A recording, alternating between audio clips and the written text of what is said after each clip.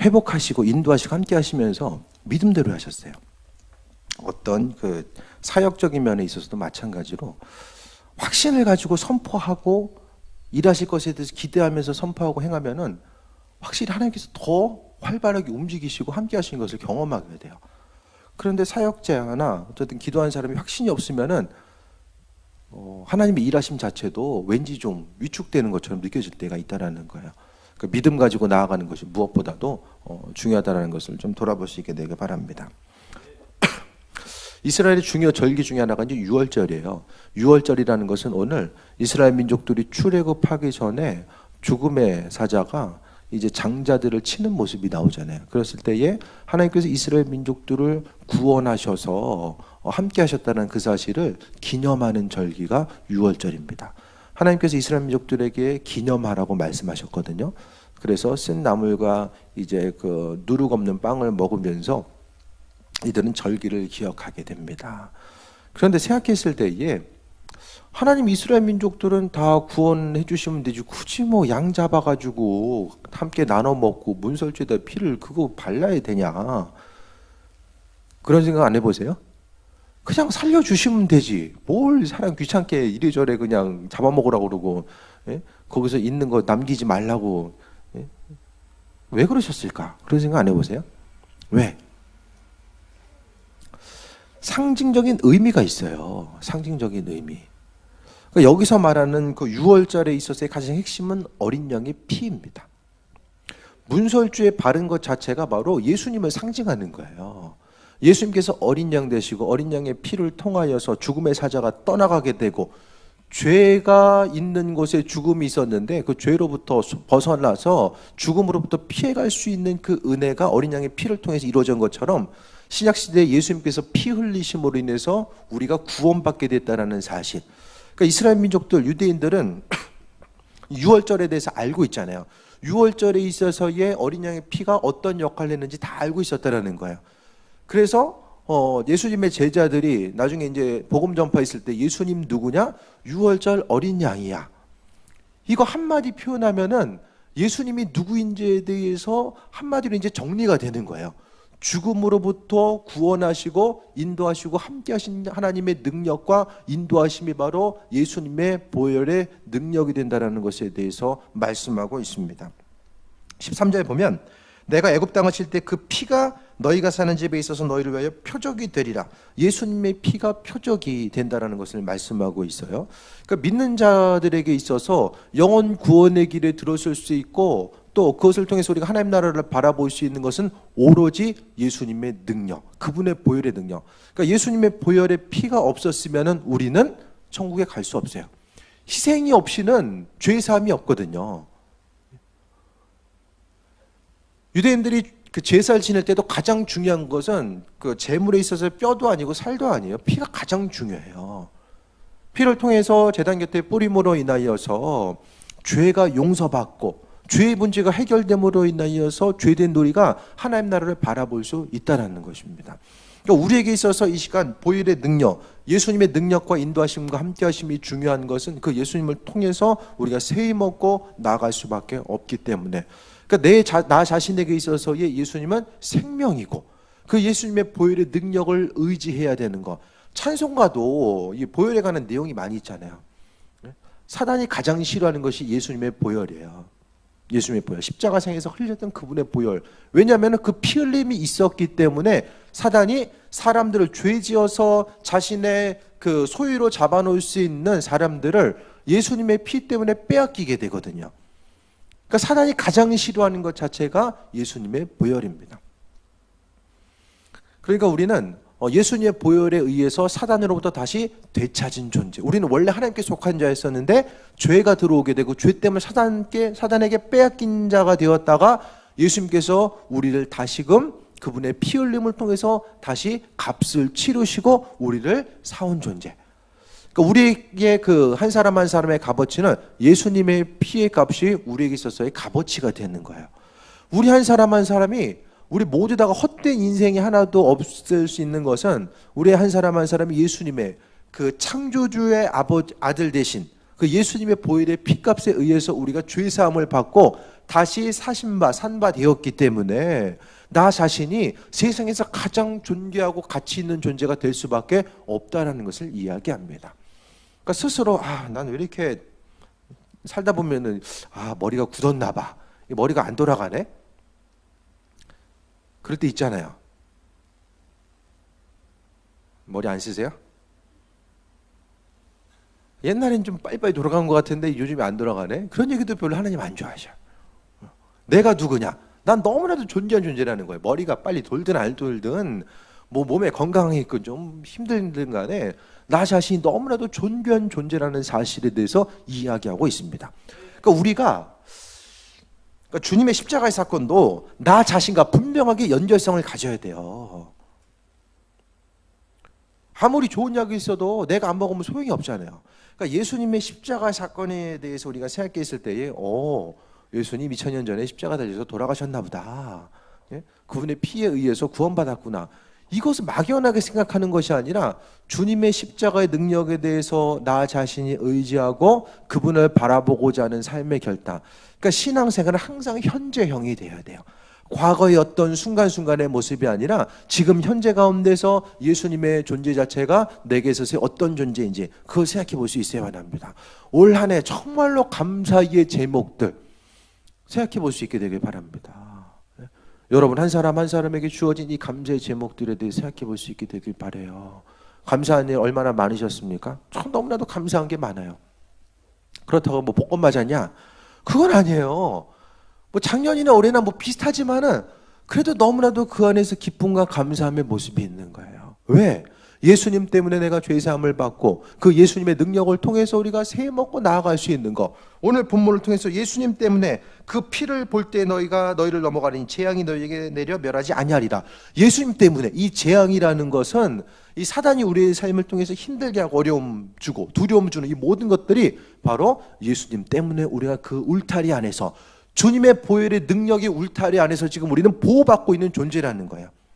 그래서 죄가 있을 때 이 주님 이 죄 짓지 않게 해주세요. 그렇게 기도하는 것도 중요하지만 주님의 보혈의 능력을 통해서 나를 씻겨주시길 바랍니다.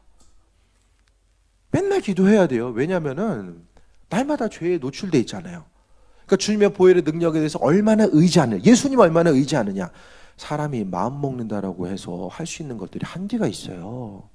어떤 마음 먹고 움직이는 것, 그것보다 더 중요한 것은 내가 날마다의 삶을 통해서 주님 의지하는 것. 어떤 주님? 나를 위해서 십자가에 달려 돌아가시고 부활하신 나 한 사람 한 사람을 위해서 예수님 피 흘리신 이 세상에서 나 때문에 피 흘릴 사람이 누가 있어요?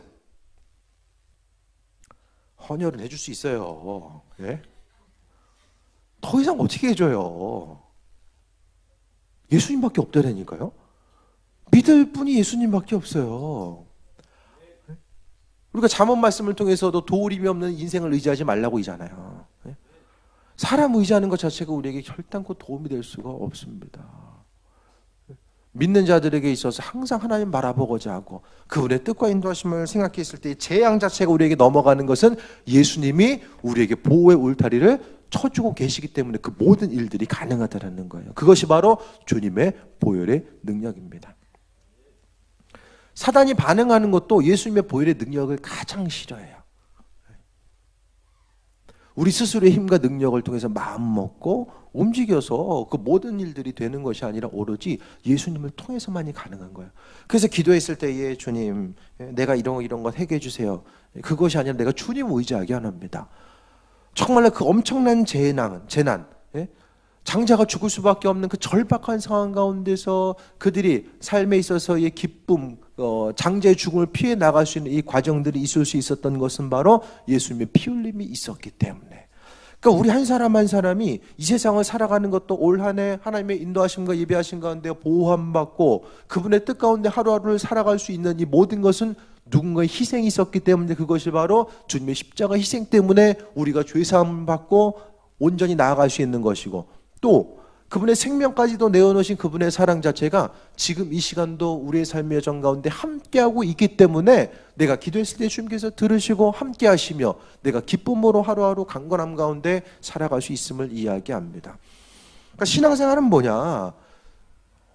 내게 생명까지라도 아까워하지 아니하시고 주시는 그 예수님을 향하여서 내가 그분의 뜻대로 하루하루를 살고자 하는 그것이 바로 신앙생활의 연속이 될 수밖에 없다라는 거예요. 세상의 모든 종교는 신을 찾아가는 거예요. 스스로의 힘과 노력을 통해서 찾아가는 거야. 이렇게 찾아보고 저렇게 찾아보고 하지만은 기독교가 종교는 아니에요. 생명이지. 그래도 굳이 비교해서 이야기하자면 우리 하나님께서 창조주 되신 그분께서 우리에게 먼저 찾아오셨어요. 그분께서 우리 손을 내밀어 주셨어요.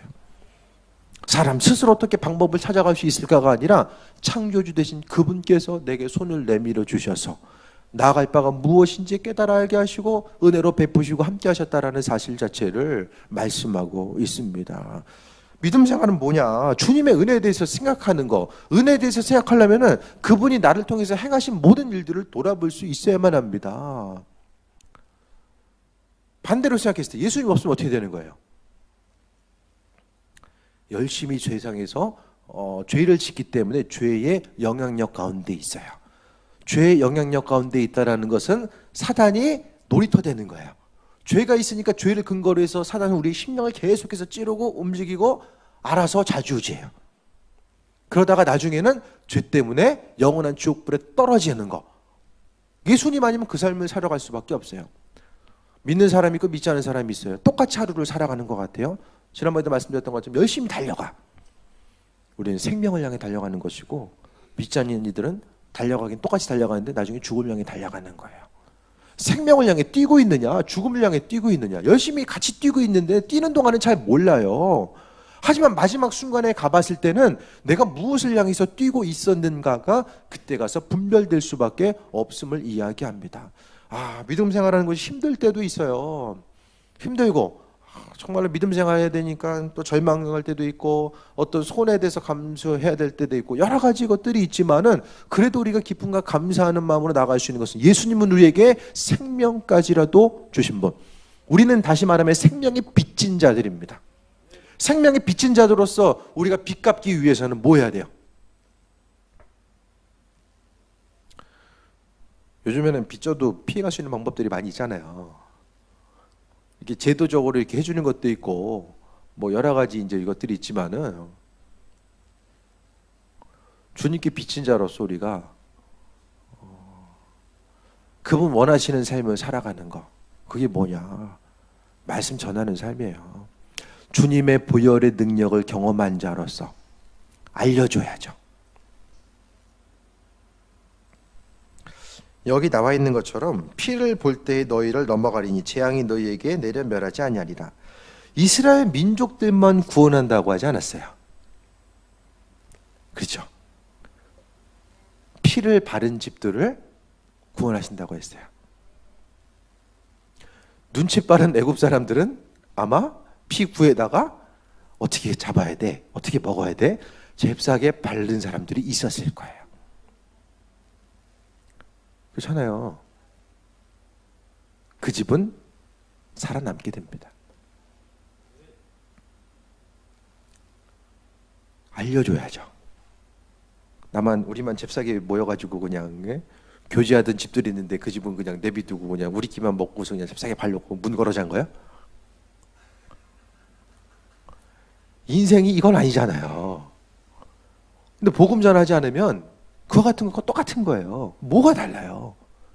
예수님이 이 땅에서의 이 시대에 어린 양의 피가 생명인데 지금에 있어서의 어린 양의 피는 예수님의 보혈이잖아요. 그 보혈을 통해서 우리가 죄 사함 받을 수 있다는 것을 알리는 것이 복음 전파의 삶의 모습입니다. 교회 와서 우리끼리만 신나. 우리끼리 정말 신나다가 우리끼리 그냥 신앙생활 잘하다가 이제 뭐 한 50년이면 대충 우리 다 정리되잖아요. 그럼 어떻게 돼요? 우리끼리 살다 끝나면 주님 앞에 가서 뭐라고 이야기해야 돼요? 복음 전파. 어린 양의 피의 능력을 경험한 자로서의 삶의 모습이 복음 전파의 삶의 모습입니다.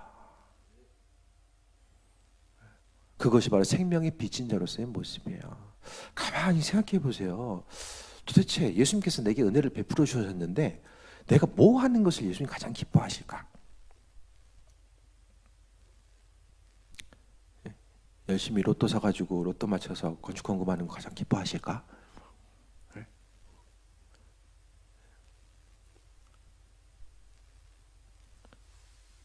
아직도 사고 있어요? 이거 빠지면 안 돼. 왜 살려면 계속 사야지 왜 빠지고 그래? 뭘 기뻐하실까 주님은? 그걸 생각해 봐야 돼요. 가장 내가 어떤 삶을 사는 거 예수님 기뻐하실까? 저는 그 결론을 복음 전파로 내린 거예요. 외형적으로 화려한 어떤 거 그것이 아니라 그럼 목회가 뭘까? 그 부분도 생각했을 때에 뭐 이런 사역도 있고 저런 사역도 있고 뭐 말씀 공부도 하고 뭐 여러 가지 뭐 풍성해져요. 근데 아는 건 많아져. 열심히 알다가 삶이 끝나. 그게 무슨 소용이 있어요? 교회에서 모든 거 배우는 것은 분명한 목표가 있어야 돼요. 삶에 있어 행동하는 가지 한 가지 다 목표가 있어요. 왜? 교회에서 행동하는 모든 것들은 다 목표가 있어야 돼요. 그 목표는 복음 전파 때문에. 예수님 전해야 되니까 우리가 체험하고 또 배우고 알고 이 모든 것들. 예배를 통해서 우리가 은혜를 경험하는 모든 것들도 복음의 증인되기 위해서예요. 다른 거 뭐 있으세요? 내 삶을 통해서 예수님을 기쁘시게 해드리는 그 모습 뭐가 있을까요? 그거 생각해 보세요. 그것이 바로 여러분의 신앙 고백이에요. 주님 기뻐하신 삶을 어떻게 살아갈 것인가가 바로 여러분에게 있어서의 온전한 신앙 고백이고 그 목표가 흔들리면은 나중에는 열심히 한 것 같은데 별로 잡히는 게 없어요. 내가 열심히 예배드리고 주를 위해 헌신하고 봉사하고 예물 생활하고 그거는 과정이거든요. 복음의 증인된 삶을 살기 위한 과정이에요. 그게 목표가 아니었으면 제자들은 공동체 생활했을 거예요. 왜 흩어졌겠어요? 서로 같이 모여가지고 날마다 은혜를 나누고 한 자리에 모여가지고 그냥 굳이 다니면 또 박해받고 어려움 당할 텐데 왜 흩어졌을까?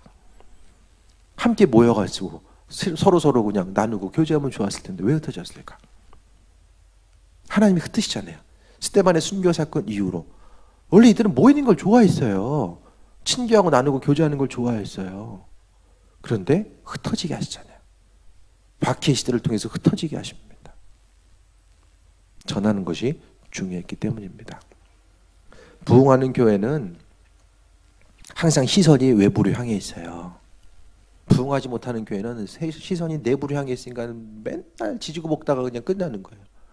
하지만 부흥하는 교회들은 전도해야 되니까 내부에서 문제가 어려움이 있을 때에 더 이상 문제가 되지 않아요. 왜? 그것 때문에 에너지를 허비할 시간이 없으니까.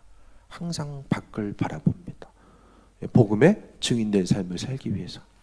너무 거창하게 가지 마시고 그냥 내년 한 해의 목표는 전도지 가지고 모르는 사람에게 하면 힘드니까 아는 사람이라도 가서 전도지를 통해서 저 아는 교회는 새로 뭐 새신자가 오건 뭐 등록하건 안 하건 간에 그 교회는 가장 뭐 누가 오든지 간에 전도지를 통해서 복음을 다시 한번 전해주는 거 그건 꼭 한다는 거예요. 복음이 가장 중요하기 때문에 기독교 핵심 가치는 복음. 오늘 본문에 있어서의 어린 양의 피 내가 그 피를 볼 때 너희를 넘어가리니 재앙이 너에게 내려 멸하지 아니하리라. 이 재앙은 현실에 있어의 죽음뿐만 아니라 앞으로 있을 지금의 영원한 사망의 길을 들어서는 것이 재앙입니다. 이 세상에서 주님 의지하는 것 그분 전하고 또 어린 양의 피를 통해서 우리가 생명 얻는 것은 바로 복음에 대해서 깊이 깨달아 알고 인식하고 나아가는 것. 핵심적인 내용만 가지고 우리가 숙지되어 있으면 그렇게 힘들고 어렵지 않아요.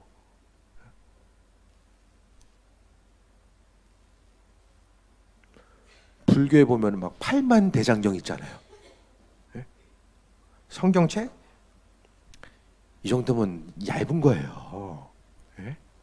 정말 얇은 거예요. 이거보다 훨씬 더 성경도 이 하나의 정경으로 이루어지기 전에 또 수많은 내용들이 있어요. 복음서도 막 도마 복음서도 있고요.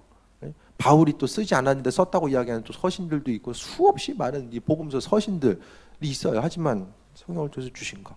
그 중에서 우리가 핵심적으로 추렸을 때에 복음의 핵심적인 내용을 가지고 내가 가지고 있으면 그래도 그 정도는 우리가 행할 수 있어야죠. 평생 신앙생활하고 왔는데 그 정도는 우리가 악기도 한 5년만 배우면 전문가까지는 안 되더라도 어느 정도 하잖아요. 신앙생활 우리가 지금까지 했다라고 한다면 그래도 전도지 한 장을 가지고 누구에게 복음에 대해서 예수님에 대해서 짤막하게 5분 10분이라도 설명해 줄 수 있을 정도는 우리가 돼야 되지 않을까. 그것이 바로 주님의 보혈의 능력을 경험한 자로서의 귀한 삶을 살아가는 것이 우리의 삶의 목적일 것입니다. 하나님의 뜻과 인도하심 가운데 또 새 힘 얻고 나아갈 수 있게 되길 바라고 내년 한 해는 더 예수님의 보혈의 피를 의지해서 우리가 사망 권세 앞에 자유함 얻었는데 그분을 기쁘시게 해드리는 삶 어떻게 하는 것이 내 삶을 통해서 주님 기쁘시게 해드릴까 그것을 한 번 더 돌아보고 또 그분의 인도하심 가운데 새 힘 얻고 나아갈 수 있는 또 귀한 삶이 되시길 바랍니다. 네.